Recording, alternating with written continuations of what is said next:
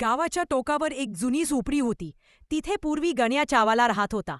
त्याचा चहा गावात खूप प्रसिद्ध होता. पण एके रात्री वीज पडून त्याची झोपडी जळून गेली आणि गण्या तिथेच मरण पावला. त्यानंतर ती जागा भूताचा चहा टपरी म्हणून ओळखली जाऊ लागली. पहिला प्रसंग. रात्रीच्या ग्राहक. एका रात्री दोन मित्र, संतोष आणि अमोल, उशिरापर्यंत बसून बोलत होते. अचानक संतोष म्हणाला, "चल, एक कप चहा झाला तर छान." दोघेही चहासाठी बाहेर पडले. पण गावातले सर्व दुकाने बंद होती. फक्त जुन्या झोपडीकडून दुराचे ढग दिसत होते.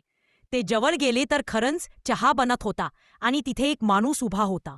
पांढरा कुर्ता, काळा टोपी, पण चेहरा दिसत नव्हता.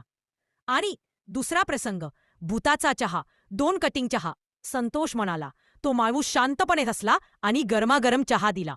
चहा इतका सुगंधी होता की दोघांनी पटकन प्यायला सुरुवात केली.